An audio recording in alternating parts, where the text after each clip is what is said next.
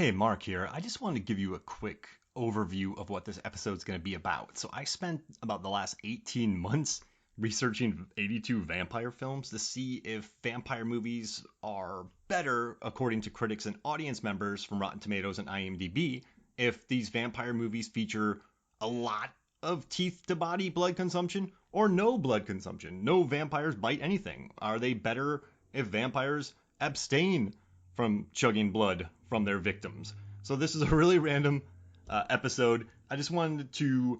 I mean, I've been dealing with these vampire movies for about 18 months now. So we just had a fun chat with Nick of Radio Rehack, and we just had a great time discussing all the data, how I came to the conclusion, and what actually is better. So stay tuned for this, and I hope you enjoy the talk about vampire movies. Thanks.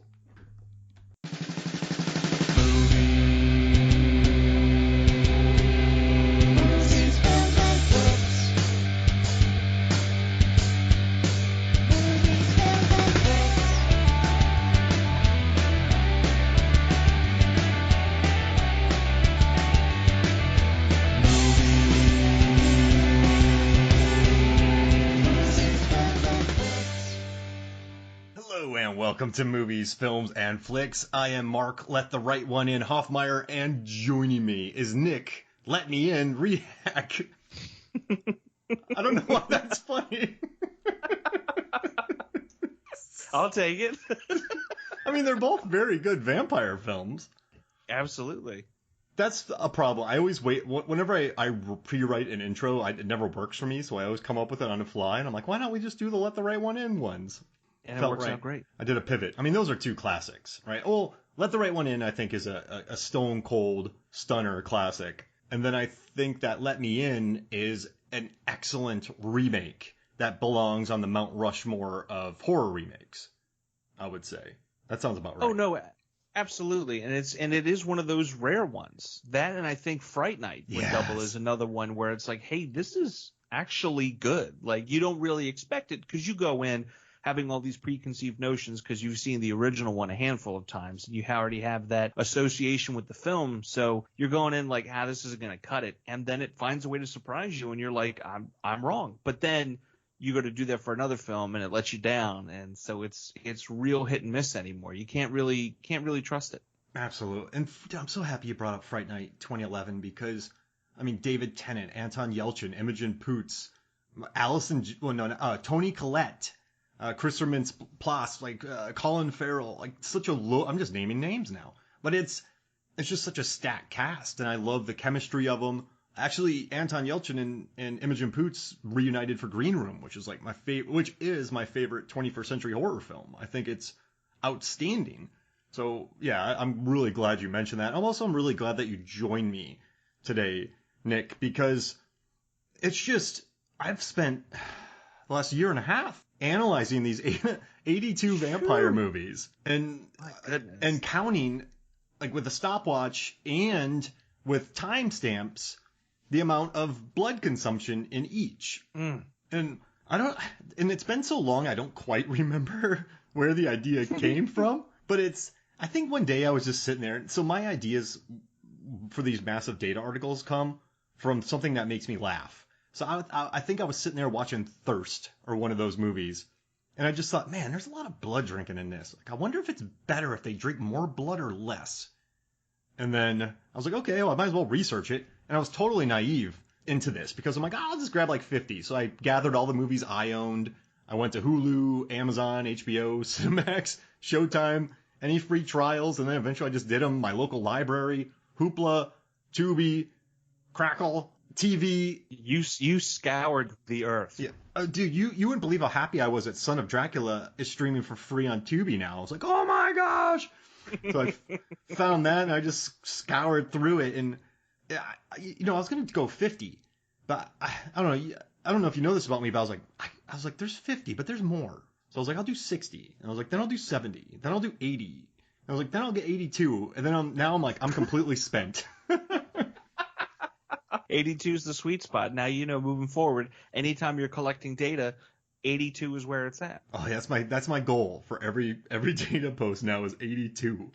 And my results didn't change from 50 through 82. The results for the 4 categories I have are still the same. But that is interesting. Yeah, they've stayed the same, and I guess for me, but I don't know. I knew if I put up 50, they're like, well, you missed this movie, you missed this movie.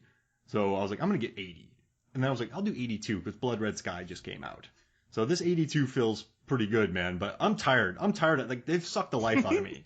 These vampire movies. I'm so mad at that pun. Yeah. Oh man, I had the biggest smile on my face when I said that, and I can hear it. Yeah, I can hear your smile. Isn't that in Tad Hamilton? No, he knows her. Wait, she has 18 different smiles, and he knows which ones they are. Whoever wrote that needs to get a Charlie horse. Assuming it's a man. Horse? Assuming it's a man. Yeah, just walk up. Hey, you write Tad Hamilton? Yeah. Boom, right in the Charlie. Horse him. Just, I would say he's down, and he's like, "Oh, what's going on? You got to walk on it. I can't. It hurts." So that's the point. If you walk on it, it goes away. You're a liar. You got it in the meat. Got him in the meat. He's like, this won't do any permanent damage or bruising, but wow, this hurts. This is intensely inconvenient right now. Yeah. I'll be up in a few minutes, and I'll forget about it. But geez, I wrote that movie. It's a couple skating. My girlfriend's waiting on me right now. I wrote that movie 20 years ago. I'd get him for the other one then. Like, own up to it. But yeah, it's. But why? Okay, I know this is weird. I'm like kind of telling you how I did this, Nick, but. Mm-hmm. I don't know if you know, like, you've seen my data posts before. I never really go into them with a plan because I know if you have a plan, then you'll try to mold everything around that plan. Like, subconsciously, exactly. You will just look for what you want. Like, does that make sense? So I guess I collected about 50 movies before I even figured out what I wanted to do with them. Well, I think that's the key of it, too, is the key is while you're doing it, that's when you start to figure out, oh, here's another criteria I didn't think about. Oh, that's interesting about that. Hey, these two have a common thread. Does that thread run through the others? Mm-hmm. And after you've amassed, that's when you can take a look and go, oh, okay. And you can, look at it in a number of ways. You can look at it by decade, by director, by act, all these different facets and ways to look at it. And like you said before, if you go into it looking for these specific things, then you're going to tailor it to those specific things. But if you go in just in general, like if the more blood you suck, is it a better film? Then you start to find a little through line. So I think you did it the right way. It's a little crazy going for 50 out of the gate instead of like an incremental kind of thing, but it makes sense. And I'm excited to go over this data and have you share your findings with me. Well, that's the thing, Nick. Like, there's so many people in this world who they're like, well, I wonder, like that. Tom Cruise runs a lot. So for Rotten Tomatoes, I watched every movie and figured out how far he ran in each. Like, why don't you just do it? Like Dwayne Johnson's really sweaty in Fast 5. Well, how sweaty was he? I'll try to figure it out. Like, I guess I've found a sweet spot in areas that people just don't want to spend time on researching. And those make for the best posts. Like, those are the best lunchtime reads. And then you learn about it and you're like, this is not. And then maybe you end up watching one of those films and you come away with a better appreciation of it. I am so happy that you said lunchtime read because no article, people are like, it hasn't reinvented the wheel. I'm like, well, how many times has the wheel been reinvented? Like the concept of it. So it's like, it's very rare for a movie to reinvent the wheel. Or it's very rare for a movie to change someone, or an article to change somebody's life. I just want people to read it. Like, Nick, you're at lunch and you're scrolling through your phone and you just see this and you're like, hey, that's all I want. Like, it's a couple chuckles. And then it's like, what are you reading? Oh, let me send it to you. Yeah. And then it spreads. It's the ripple effect. Like, and also this is so objective, I guess, the way I did it. And I mean, I didn't want to inject my own personality into this. This is just data speaking for itself. And I feel like my data set's big enough to stand on its own. And I was really, so obviously when you do something like this, like the worst thing that could have happened to me is if this was like, oh, movies that feature 1 to 29 seconds of blood drinking are the best. Like, that's, oh man. Mm-hmm. But this data works because the vampire movies that feature 0 teeth so most importantly, this data is about teeth to body. Like drinking blood from a cup, slurping blood off the floor, like in Ganja and Hess and movies like that. They don't count. It has to be teeth on a person or an animal and drinking. And I love that the highest rated movies on IMDb and Rotten Tomatoes, like the average, are the ones with zero teeth to body drinking. It's funny. Like there's only 9 of them, but that's still the most, like those movies have the highest tomato meter average. And that makes me happy. And IMDb user score. Yeah, and I think that's because some of them take a different look at it. Some of them look at them from a different angle. Some of them feel like they're a regular film, but then someone's like, it's missing something, vampires. And then they added that aspect after it. And I think that adds too when they're focused on the story and not so much the gimmick of, we need a steak, we need garlic, we need this, we need that. It's like, no, let's look at a different aspect of it. In a weird way, reinvent the wheel. Not again. But you since you're the host of Radio Rehack, a wonderful show that everyone should listen to, have you watched Only Lovers Left Alive? I have. Actually was fortunate enough to catch it in theaters. Oh, it's beautiful. Jarmusch it's one of it's one of my favorite movies of recent memory. I think it's beautiful. I love it. It is gorgeous. I do enjoy the soundtrack. I don't think it was for me though, but I think that's mainly because I don't care for Tom Hiddleston. I don't know what it is about him. I am less inclined to see a film that he is in. Great cast though. Yeah. Again, Anton Yelchin's in there. Homeboy. You got Jeffrey Wright, John Hurt, Tilda Swinton, phenomenal. But there's something about Hiddleston that's just, I can't fully get into it. But it is, it's Jarmusch. At the end of the day, it's enjoyable. It's going to look great. It's going to sound great. Yeah, but just missed it for me. Watching Tilda Swinton in that movie, everything she does is just perfect. And I kind of love what Mia Wasikowska is in it as well. And I just think I don't know. I love the vibe of it. I get what you're saying about Hiddleston, but I think Jarmusch uses him well with his pouting. I think it's some A+ pouting in it. And I appreciate that. But I don't know. I'm glad you watched that because it's really good. And I wanted to promote your show in a very non-clumsy way. So music and that. Well, I appreciate that. But yeah, no. So I guess here's my 4 categories: 0 seconds of blood consumption, 1 to 29 seconds, and then 30 to 59 seconds, and then 60 plus. So in order, so it's interesting. The tomato meter average and the IMDb average are the exact same for each category. So the highest is 0 drinking. The second best is 60 plus seconds. In third place is 1 to 30 seconds, because I guess it's closer to 0. And then 30 to 60 is in last place. Which, there's really no way for me to say why. But maybe it's just, they just were kind of like, I guess we should have some blood drinking, but not like just somewhere in the middle. Like it seems kind of half with it. Like either, Nick, we're making a vampire movie, no blood drinking. Or, Nick, we're making a vampire movie, they are going to chug blood. Like it's going to be Queen of the Damned level, which almost drove me insane watching because there's so much blood consumption in Queen of the Damned. There's over 295 seconds of it. And then actually Interview with Anne Rice, her movies. So the top 5 movies were From Dusk Till Dawn, Thirst, Interview with the Vampire, The Addiction, which ends with like a blood riot, and Christopher Walken as a vampire. Oh my gosh. And Queen of the Damned. So those are the 5 highest, with the most blood, teeth on body consumption films. And, From Dusk Till Dawn drove me mad, Nick, because there's so much background blood drinking. So you're sitting there and you're staring at your TV going, is that vampire stripper drinking that trucker's blood in the background? Like, that's the question you're asking yourself while staring at a screen. And yeah, there's a lot. Keeps you up at night. Which band would you rather be in, Nick? You're in a band. Your name is Hanks McGee. You're a immortal vampire. Mm-hmm. And someone goes, you can be in the nu metal Queen of the Damned band. You can be in the band that plays the dead bodies in From Dusk Till Dawn. You could be the bassist for Tom Hiddleston in Only Lovers Left Alive. Or, let's see, is there another band in here? Let's see. I think that's it. Yeah, so those are your 3 options. Which one would you take? I got to go From Dusk Till Dawn. Really?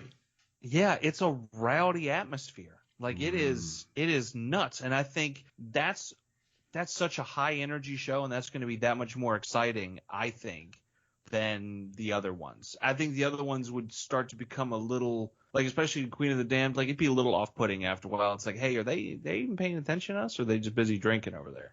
Would you guys stop? We got stuff to play. Oh man. Guys, there's more people online for the bar than there is in seats. Can we just wait? We'll do a set break. Yeah, you'll get some chugging later. Come on. And everybody knows you go during the ballad. We're about to play a fast and heavy song. Just wait for the ballad. 1, 2, 3, 4. Boom, choo, boom, choo, boom, choo. Yeah, you're right. And also, Only Lovers Left Alive. Hiddleston would just turn in work every 3 years, and you're just sort of the bassist waiting. Like, you'd have to be the super chill bassist to work with him. And you'd have to kind of be set up financially, because if you're relying on him for work, you're not getting it. You have to get a couple side gigs or something, because not happening. Some guy walks by and you're folding clothes at the Gap, and you're like, hey, aren't you part of the Only Lovers Left Alive trio? Yeah. Well, I only work like twice a year, so. Well, that shirt looks great. Exclusive indie shows don't pay the rent. Yeah. Yeah, you do pop-ups, and they're huge. They're big. You know what does pay the rent? These chinos, and they would look great on you. That blue sweater has your name all over it. Oh, man. Look at that. Like you've been dressing people for hundreds of years. Yeah. When they say these chinos don't wrinkle, they mean it. I remember when this Gap was a crevice. And I was so in deer skin to people.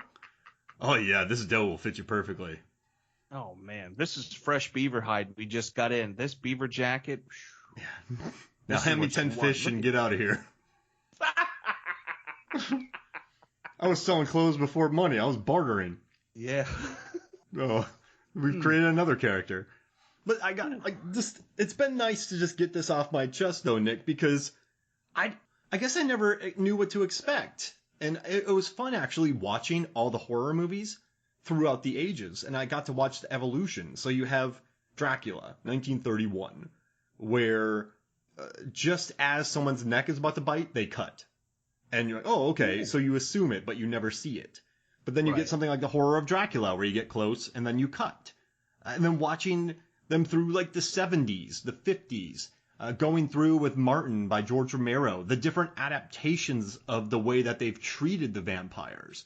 Like Vampire, watching that and seeing the adaptation of what they are. It's been fun to go through and watch the evolution. And you know what's interesting now? Since I've watched so many vampire movies, I have less hate for don't hate me. Okay. The Twilight movies. The only reason why is that vampires are. So I had to do that. I had to figure out the history of Count Chocula, like the lineage, for a video on food theory. So if you type in food theory Count Chocula, you will look up a video about the lineage of Count Chocula. And so I researched the Habsburg chin and how this count could have moved to America and been rich enough to start a cereal brand. If he is related to Dracula. It's his uncle. He says it on a record. Like there's a record that they put out with cereal, and I found the recording. And he's like, my Uncle Drac. So I researched vampirism, and a lot of it was just people in, they bury him in really cold dirt, like in a cold atmosphere, so the bodies don't decay as much. And then sometimes they rise up when liquid comes out or push them out. It's not vampires sucking blood. It was just kind of a hysteria that was created. So vampires, as far as I know, Nick, I don't know what you know, because I don't know the places you go, but I don't think there's not vampires out there. So I've seen so many different kinds of vampires. You have the Martin vampire, you have the Life Force vampire, you have the Bordello of Blood vampires, you have the Stakeland vampires, you have the Afflicted vampires, you have the Death by Temptation vampires, succubuses, the Vampire Lovers, Rise Bloodhunter. Like you have Kronos, which is even a different kind. Yeah. So no two vampires are exactly the same. So when people go, vampires don't twinkle. Oh wait, twinkle? Do they twinkle? Is that the term? I think it's sparkle. Sparkle. Yeah, vampires don't sparkle. I'm like, yeah, but vampires don't exist. So why can't they sparkle? Like does that make sense? That's a good way. Absolutely it does. It's a new and fresh way of looking at things. Why have the same old thing over and over again? And they're from different eras. They're from different times. I'm sure culturally certain vampires do things certain ways. Like it's the more different and exciting it is, while staying to the core, obviously. Yeah. It just makes for a more enjoyable. You don't want to watch the same thing over and over. Okay, steaks. Okay, garlic. Okay, they have to be indoors. We get it. Like, it just makes it a more enjoyable watch. And why not create new rules and bend those rules a little bit? Nothing, like you said, they're not real. Mm-hmm. So why not just make it whatever you want it to be within reason? And exactly like you're saying. And the reason I talk about Twilight like that is I'm not talking about whatever people think about the quality of the films. I mean, they were legit blockbusters that were critic proof, and we need movies like that because I like it when movies are critic proof and they just explode. And they those movies stayed popular with audiences too. I mean, you know that the first album went triple platinum? It was nominated for What? Yeah, the first album went triple platinum and was nominated for Grammys because Hayley Williams of Paramore wrote. Paramore. She hunted them down and wrote some songs for the movie, and it's quite interesting to read about the soundtrack. There's an oral history of the soundtrack from Billboard that was quite intriguing about, like, Iron and Wine is on there. It's an interesting mixtape. Oh, wow. So yeah, one day on set, Kristen Stewart, they needed some filler music, so she just put Iron and Wine on, and then they blocked it, and like, this song is perfect. So then they had to go get the rights to it because the song works so well. But isn't it funny how that works? I love it. And I don't know, that's all these things I've researched while watching these movies and just learning about them. And I have learned, though, that my favorite vampire movies are okay, I guess if I had to pick my favorite after watching all these, I mean, Near Dark, easily. I don't know if you've watched Near Dark, but it's currently on Shudder, and it's worth a free trial or a month of Shudder to watch it because it's nowhere else. It is. Okay. If you've never seen it, Bill Paxton, Catherine Bigelow directed it. Scott Glenn. It's grimy. Scott Glenn? Yeah, it's grimy. It's gross. Oh no, Lance Hendrickson. Whoops. Sorry guys. The cast of Aliens, because James Cameron gave Catherine Bigelow that. Scott Glenn, jeez Louise. He was in a Killer Joe on Broadway. Okay. Yeah. All right. I'll take that. And, then McConaughey, and then Orlando Bloom. But yeah, so I would say Near Dark. It's on Shudder. It's worth a watch. I love Shadow of the Vampire. I'm sorry if I'm being redundant if you've seen it, but it's about the making of Nosferatu, about how Murnau found Willem Dafoe, who's nominated for an Oscar for his performance. He found an actual vampire to be in his movie because people thought that Max Schreck was an actual vampire in Nosferatu. There was like a rumor about that. And all the footage was destroyed because it was a ripoff of Dracula. But it's Count Orlok. But yeah, I would say Shadow of the Vampire because of Malkovich and Willem Dafoe's performances. They're beautiful. Cary Elwes is in it. He's also in Bram Stoker's Dracula, which is another one of my favorites. Just wildly sumptuous, Nick. Like, just so I read about how it got made. People are like, Francis Ford Coppola. We're not sending you back on location. You cost too much money. So Francis Ford Coppola goes, okay, I'll shoot it on stages. And they're like, whew, that's awesome. But then he went wildly over budget shooting on the stages for that movie. Oh, that's how he gets them. It's beautiful. And then, okay, two more. I like 30 Days a Night a lot because I love how mean the vampires are and how well dressed. Girl Walks Home Alone at Night is really, really good. Good music in that. And then the last but not least, I would say, is Thirst. Park Chan-wook. Nick, if you watch it, you're gonna get you're gonna be put in a headlock and you're just gonna get pummeled in the stomach for 2.5 hours. So just be ready for that. Okay. It's just very intense. You're gonna be drained.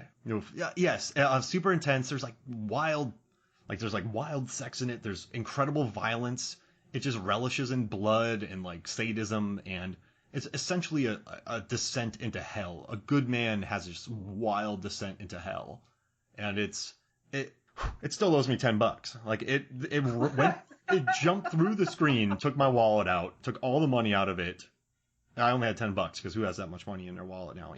Took the $10, ran away. Well, you got to think too, coming from the guy that did Sympathy for Mr. Vengeance, Old Boy, Lady Vengeance. It's kind of part and parcel what you would expect a little bit. That's a great point. If you go into watching one of his movies, this will be a good bop. This is gonna be pleasant. I can't wait. Handmaiden looks really nice. Mm-hmm. Like PG-rated romance, and then you're like, oh my goodness, where's that octopus? But it's wow, wowza. I don't know who this person is, but I like them. They stuck with the Mom, movie. why did you recommend this to me? I'm 12. It's a school night. Why did we start this at 11? I will never be the same. Can I sleep with the light Dad? on? Yeah. Why does my nightlight not work anymore? Do Ooh. you have any garlic? But yeah, Garlic. it's I just had at the end of the day, this data proves that vampire movies. I mean, it's and also I want to say before we get out here, this is running long. When I first started doing my data, I kept it real simple and I just explained it, and people loved it. But then I tried to get way too in like depth with means and medians and averages and well this was that and like weighted averages, and then no one read it. So I was thinking about maybe putting some spins on this, like how many big gulps were filled or what's the rating of big gulps and all this. And that's funny, but I'm like, oh boy, you have 36 ounces and then it goes to 64 ounces and then you're doing this and someone's like, shut up, just give me the results. So that's why I kept it that basic. And I wonder if it read like that to you. It didn't read as basic so much as just like, look, here's the data. And it almost lets you decide, like, why do you think this? Like, if you look at it, right, Buffy the Vampire Slayer comes in with a tomato meter score of a 36. Underworld doesn't get above a 30. Those are female-fronted films. Are female-fronted vampire films less likely to be enjoyable?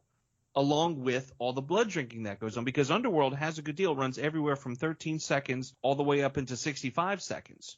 Mm-hmm. So does that have an impact? Unique takes on it. If you look at, like you said, the first ones with 0 seconds of blood drinking, there's a lot of really good film in there. And then it's also peppered throughout. You have films like Chronos, What We Do in the Shadows. They're a little all over the place, but they're very highly rated films. So then it calls into question this data is a key to the door. And when you open up the door, you're like, now I can explore and I can see and feel and play around and learn more. And it's also on your terms. Mm-hmm. It's not like you're saying, here's everything you need. You get overwhelmed by it and you're like, I'll come back to that later. And then you don't come back to it. This is like, hey, here's the stepping stone. And you're like, oh man, this is, and then off you go to the races. And that's what I want. No one wants to read over, because 86% of people only read the headline. And then 10% of people read the entire article. So if you just give a list form of the numbers and explain it pretty quick, that's what most people absorb. And so that's why I want to do that. Just objective numbers with, like, and then you can say what you want about it. It's kind of nice. And also I think it's a self-defense mechanism sometimes, because if someone complains about it, I'm like, well, you didn't read, like I only did ones with 15 or more reviews to keep it more fair. And then I just counted the seconds and I explained it. I didn't make these up. Here's what it is. And I guess if I try to like make this big sweeping, like, I don't know. What I like too about data is a lot of times I'll present some data and sure, it might be obvious, right? Like I've done some Rotten Tomato articles that are quite obvious. And someone's like, I could have told you that. But now you can tell people that with numbers. Like that's, as opposed to just, yep, that's right. Like, no, like now you can look at my numbers and be like, well, I was right, but here's numbers to prove me right. Does that make sense? As opposed to just like, oh, I could have told you that, but I have no numbers to back that up. Like, do you know what I mean? Absolutely. And the thing with that is no numbers to back it up. Like you can just kind of throw it out there then. And you're like, oh, it's probably this number. Oh, it's probably that number. Because there's a chance that you could be wrong. Mm-hmm. Right? Like there's and all of a sudden the argument has fallen in on itself, or the statement has fallen in on itself, and now you're stuck trying to dig your way out, and then all of a sudden they're not interested and they move on to something else. Whereas when you present it, it's like, look, this is a data, it speaks for itself. There's nothing more to see and do here outside of the threads that you want to follow, and it's definitive and it's just there. You can't fight or go against it. Sure, you might have somebody say like, oh, actually, Vampire, you said it was 0. It actually has 2 seconds because of that over there. Minuscule people that are going to want to be, kind of jerks about it. But everybody else is going to just enjoy it. They're going to go, I had no idea this much was in there. I had no idea that much was in there. Oh, I could have swore there was more here. People might start to revisit these films and come out with a better appreciation, or they themselves might get on a different track and start to say like, hey, in vampire films, if they consume humans more than animals, does that make them stronger? Does it, and it just, again, you're giving them a key to the door and they're going to go off and just have fun with it. But it's an accurate key. It's not something you cobbled together out of wood. You took the time. You know what I mean? You took it to a forgery and you banged out the metal, and it is precise. Whoa. And I just, you know what we should do in the future, Nick? Put out lists with totally wrong numbers and just let people yell at us and fix them. And then just turn the data in. Like, here you go. Fine, it's done. Well, actually, all right, fine, it's done. Yeah. 17 people died in The Crow. Actually, 37 did. Here's the exact list. Oh, thank you. Yeah, and then just pass it off at your own. Yeah. Well, thank you, man. Sorry, I interrupted you. No. I was going to say, the thing about a post like this, though, is you have to just give the data as is. You can't do anything too image intensive because there's over 80 films that you looked at, and how do you pick, how do you choose, and everything. Unlike other things have you done, like the Adam Sandler posters, and you're organizing them and, analyzing those, and you're able to do that with images. But I think this one, it just makes more sense. Yeah, because there's not as much, it's not as objective. Oh, it's not as subjective. It's not. It's just numbers, and you're looking at them, and I placed them there.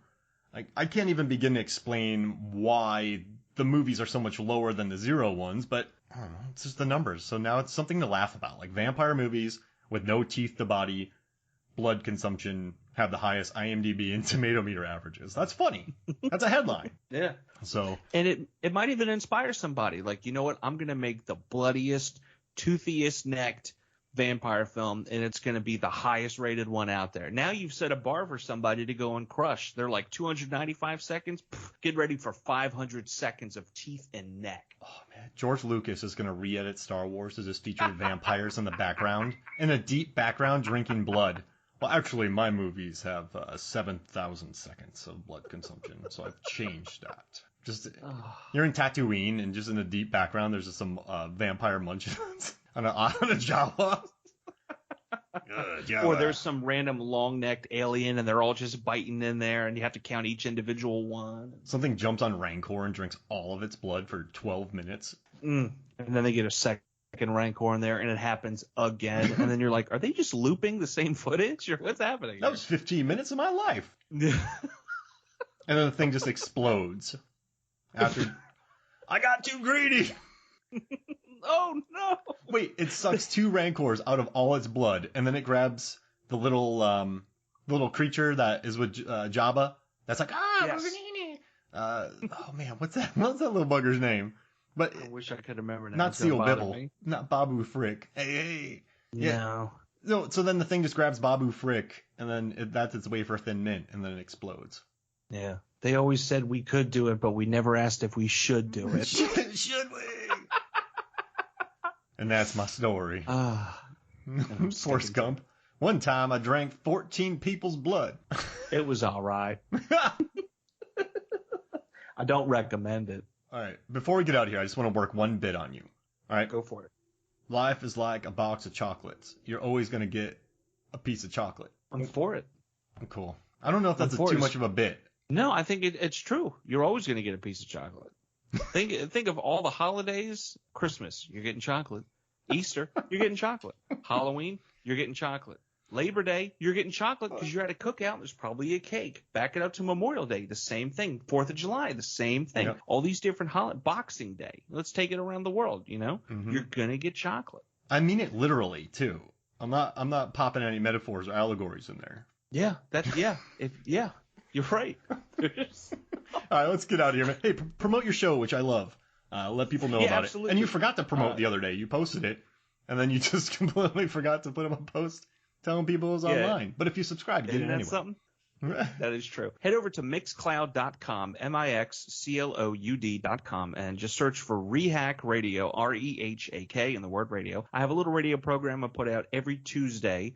It's just an hour long. It's me, it's music, it's fun facts about the music, it's stories about the music. We're just hanging out listening to tunes. As of this recording, I've got over 13 episodes out there live ready for you to listen. I'm starting to have a little bit of fun and throw in some one-offs where we look at just some fun different types of music, mixing it up on the genres. And yeah, you get a chance, check it out. They're only an hour long. It's real digestible. You can listen to half on your way to work, the other half on your way home from work.